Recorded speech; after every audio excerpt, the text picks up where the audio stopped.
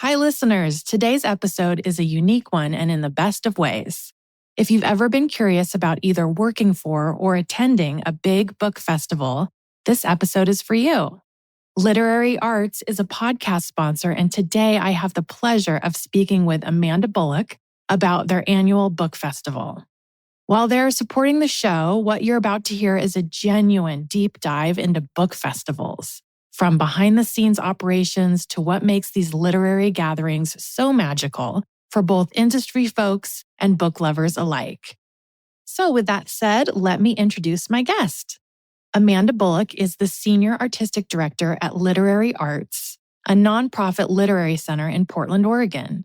She curates and directs the annual Portland Book Festival, as well as Portland Arts and Lectures and various large venue special events, and co-hosts and oversees production for the Archive Project radio show, broadcast weekly on statewide NPR affiliate OPB and podcast.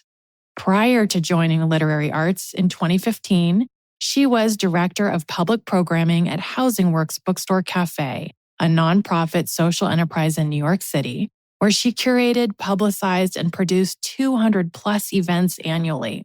She is the co-founder of Moby Dick Marathon NYC, and has worked as a bookseller and in book production. Let's jump right into our conversation.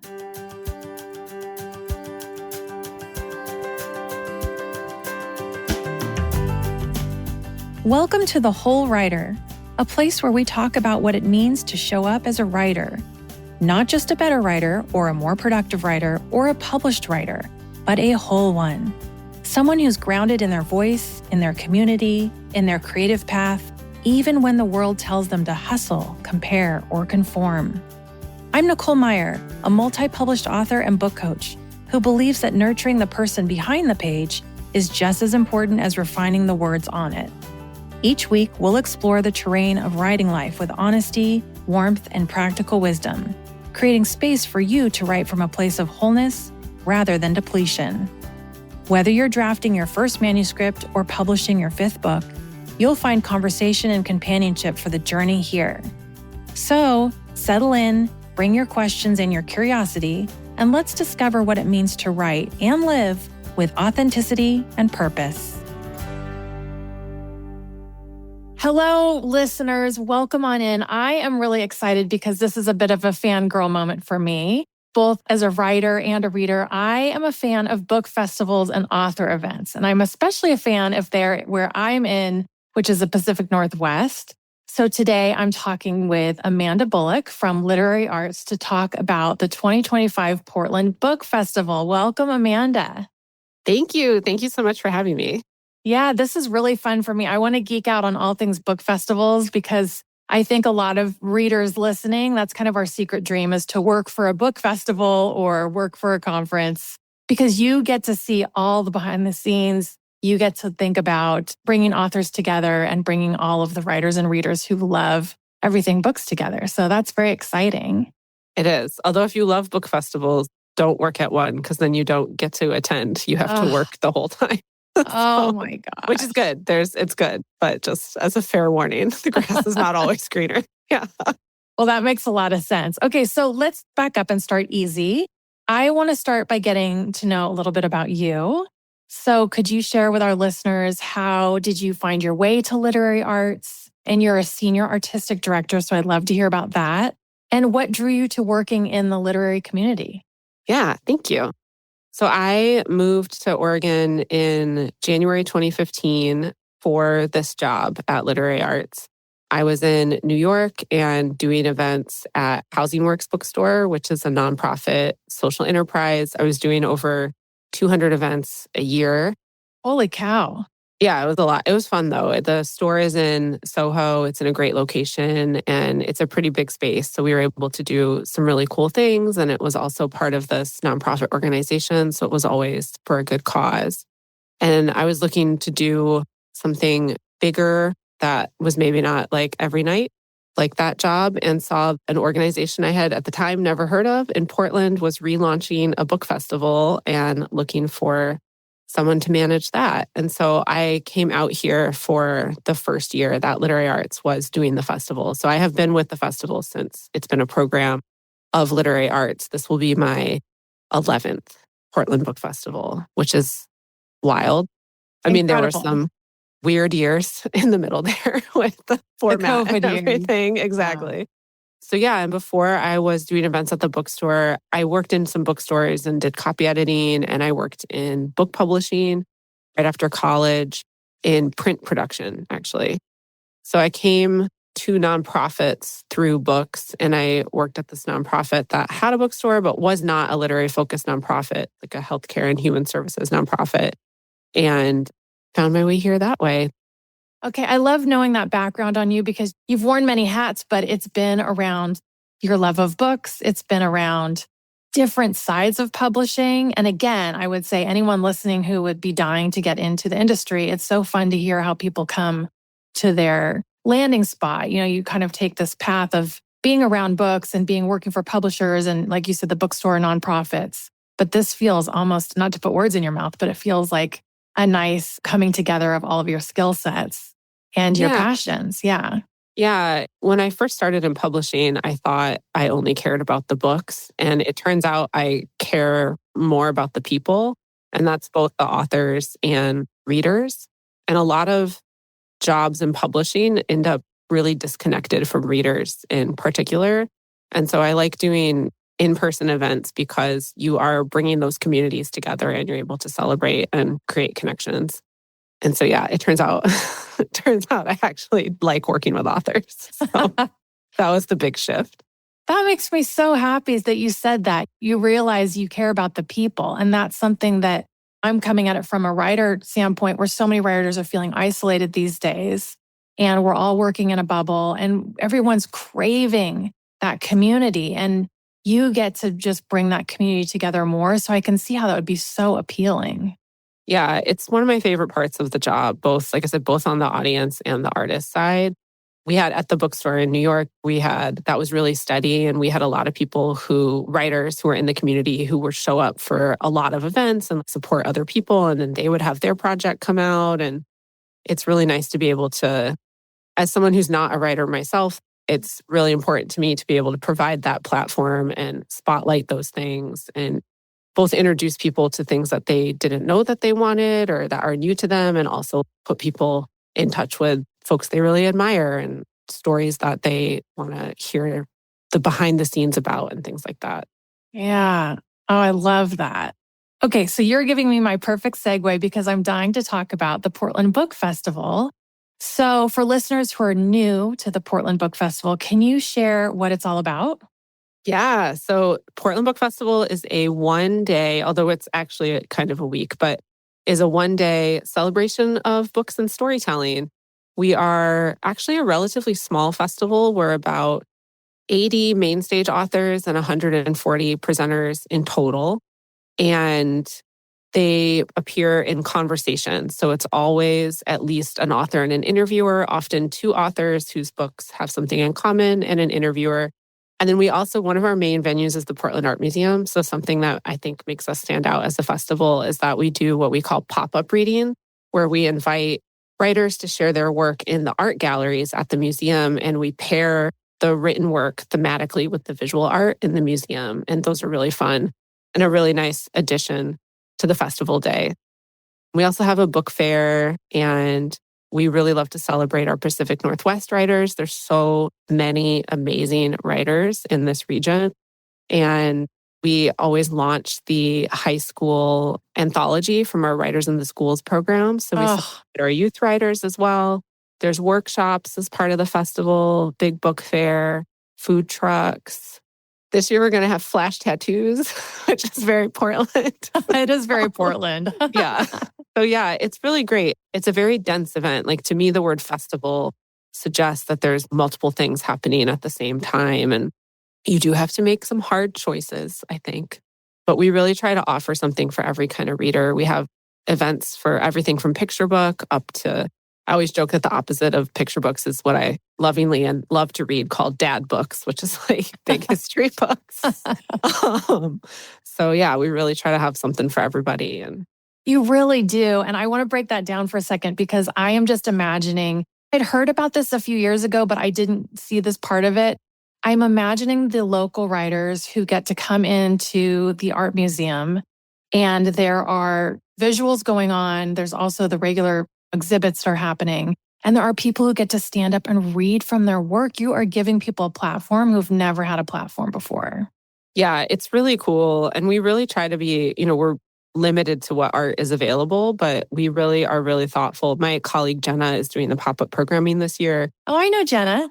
Yeah. She just did all the pairings, I think, on Friday. So it's really fun to see the thematic connections across the different mediums. And I think it's really fun for the writers too. And then our hope is both that maybe someone you're a big fan of is doing the pop-ups and you go seek that out. But because festival admission includes admission to the museum, we're also hoping people are just wandering around and stumble on something that they weren't expecting. And so I think it can be a really lovely part of the day. Really cool. I mean, you really are inspiring and empowering, not to be too cliche about it, but that's what you're doing. That's the goal. Yeah. That's very exciting to me. So before we talk about some of the big names that will be there, because I know there will be, I want to talk about something you've mentioned previously. You talked about that each year the festival showcases authors that speak to a moment in history. So could you kind of talk a little bit more about that? Maybe like what themes or voices you're specifically drawn to when you curate these lineups, how you see them reflecting our current cultural moment, if you can. That's kind of a big question. Yeah, it's a big question.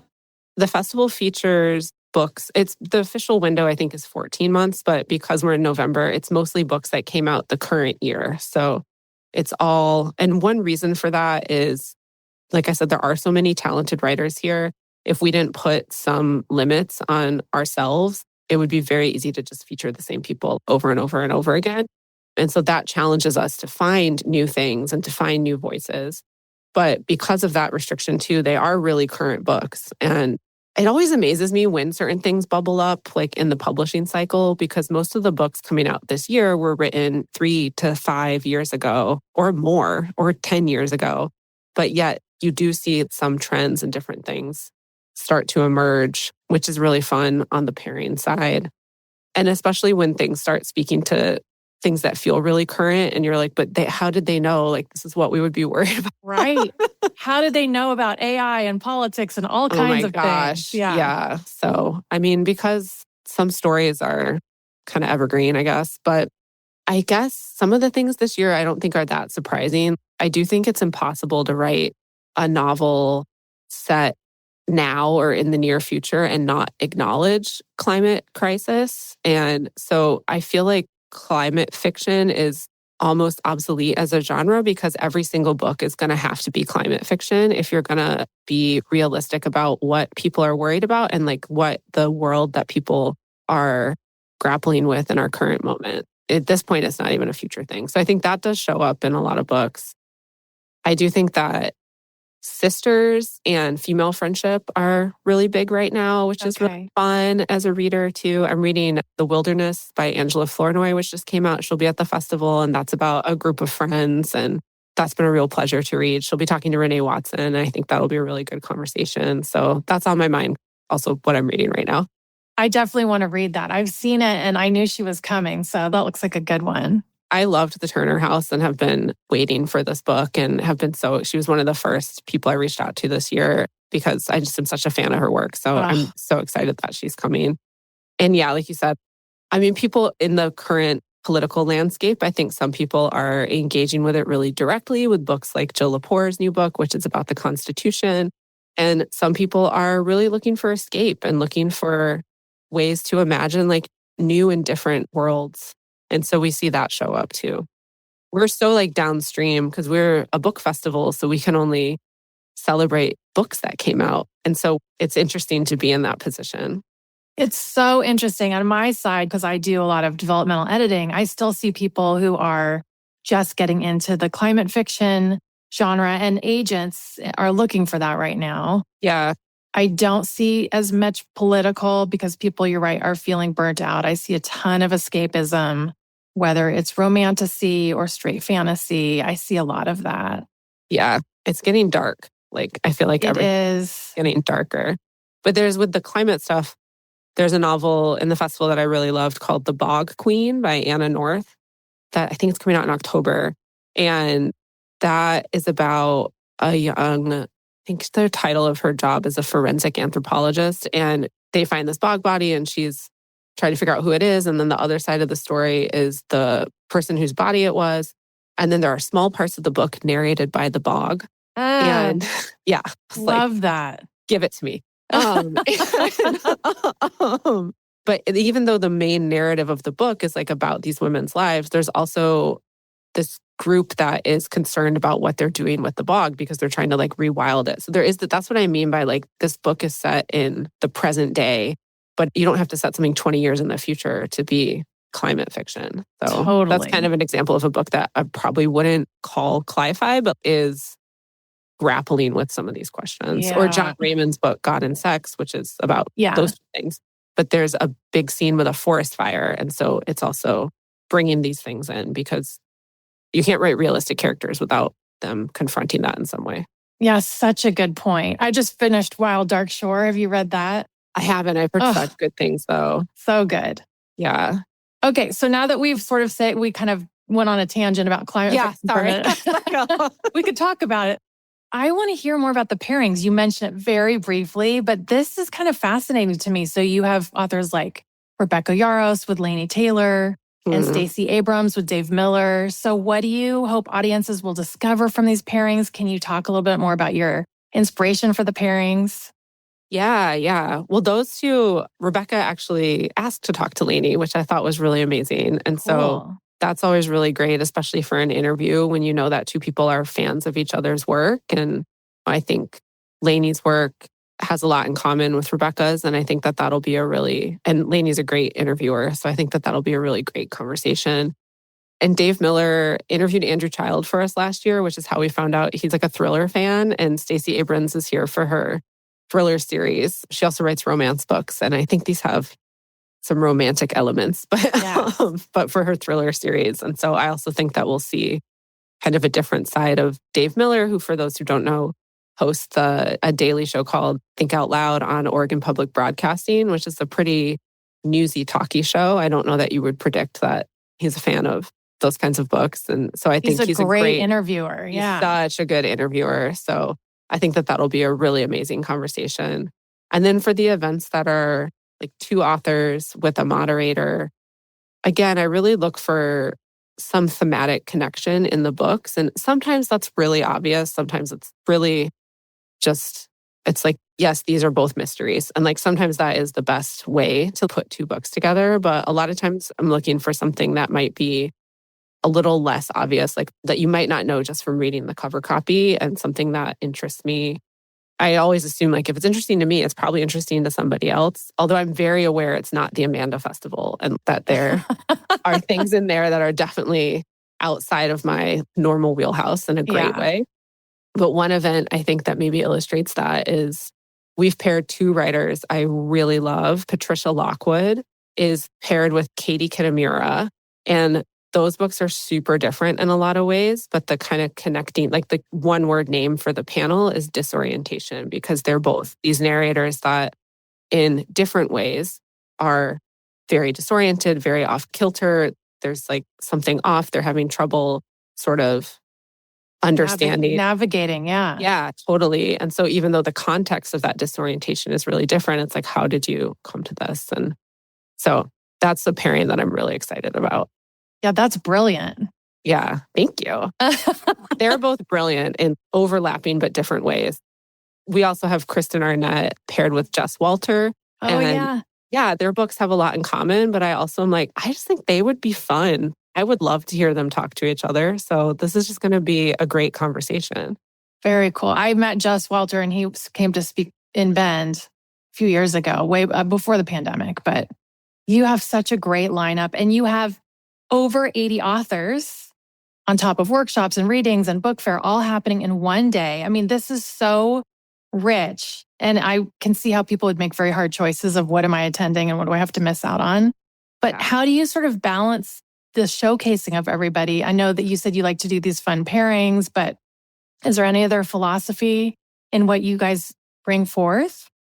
Yeah, I try to, when I can, I pair people who I think will have a good conversation, but you also think about, are there opportunities for kind of one person's fame to help bring readers to the person that they're talking to in some situations? And so we don't have as much this year, but I really like cross genre pairings for that reason. It might just be that someone is a super well-known poet and like a mega famous poet, but if you don't read poetry, then by pairing that poet with a novelist, it might bring you into that. So that can be really cool and really enjoy doing that. I think by pairing things by theme, it can also bring people in because they're like, oh, well, I'm interested in mystery. I don't know these mystery writers, but like I am interested in mysteries. And so they might be able to come in that way. So we try to provide just kind of as many ways into the work and the events and ways for people to discover new things as we can. Yeah. And I love that you said bring people in who have different interests because unlike, I'm just going to say this from my perspective, maybe this isn't true for all people, but unlike music festivals where people think everyone enjoys music, so everyone should attend, I think book festivals or the idea of them can feel intimidating to someone who's not a big reader and they're not sure if they belong or if they should go. But you're talking about bringing people in based on interest, not just on how many books did you read? How many authors are you familiar with? Yeah. And I really 100%. love that. Yeah. Yeah. I think that book festivals are for everybody. There is a book about, I mean, they might not all be in the same festival, but like there's a book about everything. So whatever you're into, there's a book about it somewhere. And there's probably something in the festival that aligns with your interests. Attending festivals, it's really great to pick a couple things that are super important to you that you really want to make sure you don't miss, but also just be really open to finding new things because the kind of risk is so low. You're already there. It's included in your pass.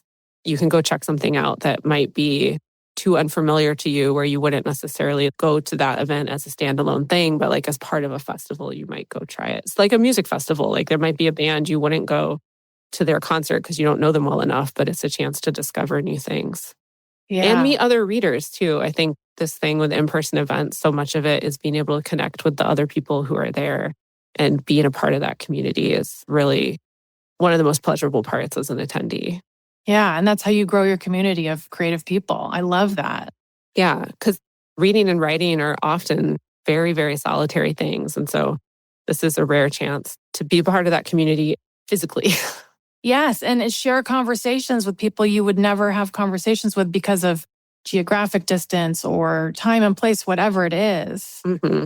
That just makes me so happy to envision all these people getting together and talking about books they love. It's a very busy day for me and for everybody, but there's always a moment, or hopefully there's always a moment still at the festival that's sort of like we're through the morning rush. The middle of the day is this sort of funny, like eye of the storm time before things start closing down again. And hopefully I'll have this again this year where there's a moment like standing on the park blocks where you're like, oh yeah, I'm like making myself like emotional. Ugh. Like we made this, like we built this and it means something and it's important but also it's fun. People are having a great time. Like look at these people who are so happy that they got this signed book or they're like excited about this event. You see people see their friends and yeah, it's great. It's a good vibe. I'm so getting that energy right through the Zoom. Like I can understand it.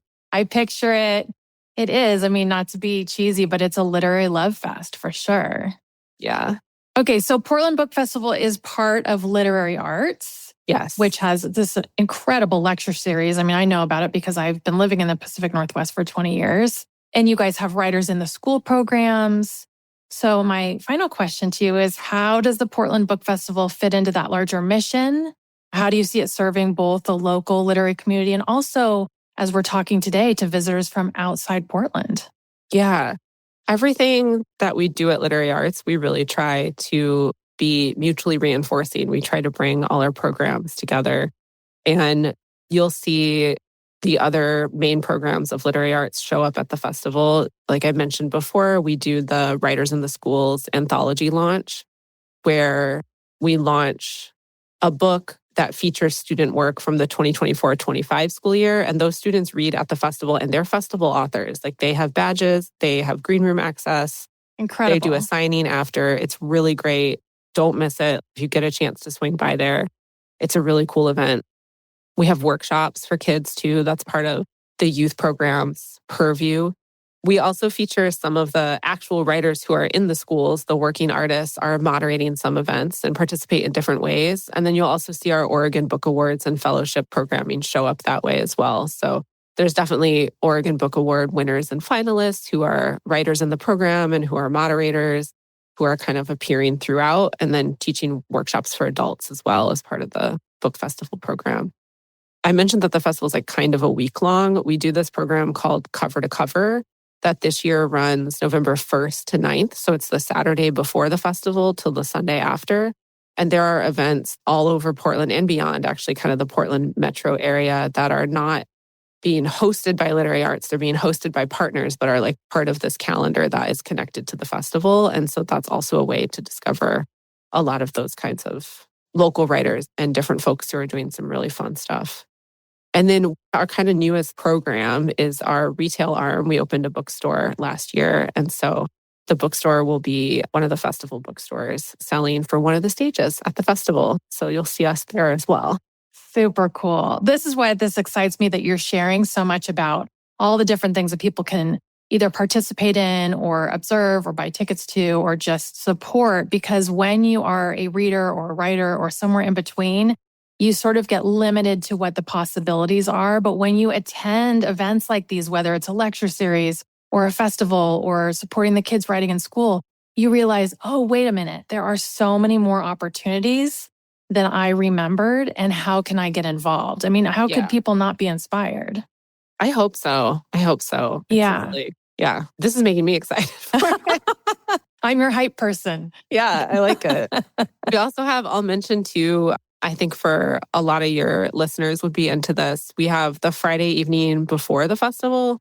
On the 7th, we have Readers Night, which is a preview night for the book fair. And we'll have some other fun stuff for that. And so there'll be drink samples and the tattoos will be set up. So you'll get an early chance to get a tattoo. And they are real tattoos.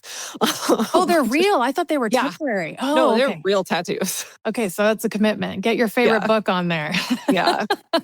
And I think that that'll be because the festival is really busy and it can be pretty crowded. And this is fewer people. And it can be a really nice time to shop the book fair early and make sure you get what you want. But also, more importantly, I think to connect with the other readers in the area and have a nice evening out before kind of the busy festival day. So this is the 4th year I think we've done that. So it's a relatively new part of the festival and has been a really, I think, lovely addition and also a way to turn it into a 2-day festival.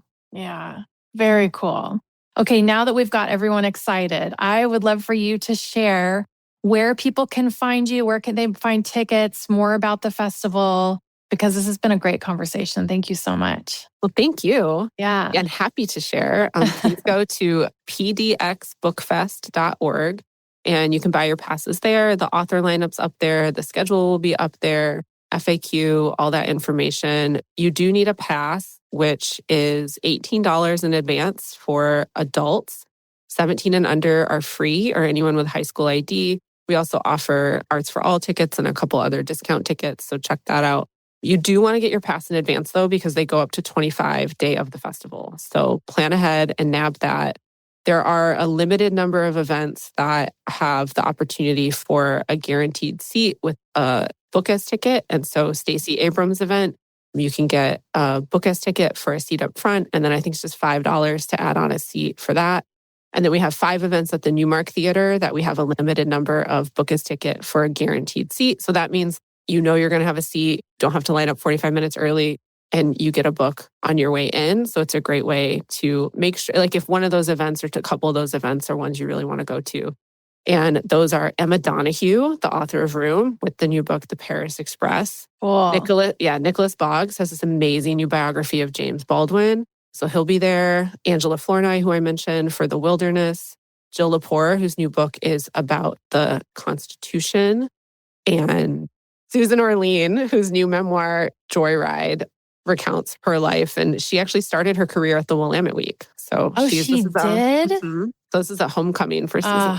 I've heard her speak before too. Great. Yeah. So you have these options to like make sure you're going to be able to go one of those. But then there are 8 other stages that have events going on all day.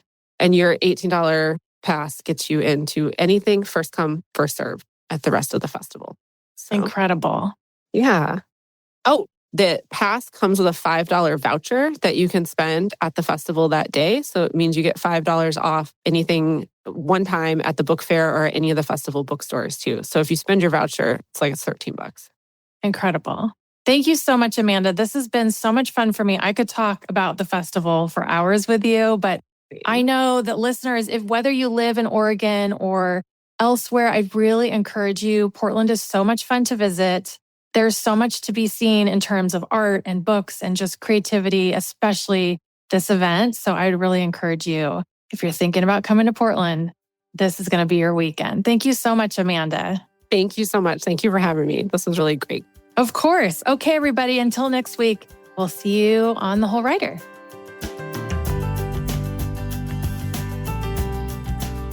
If you want to check out my coaching programs for fiction writers, visit NicoleMeyer.com. That's MEIER. And if you like this episode, I'd love you to take a minute to leave a rating and review for this podcast. This will help more writers like you to discover the show and to get going on their writing journey. Thanks so much for listening. Until next time, happy writing, everyone.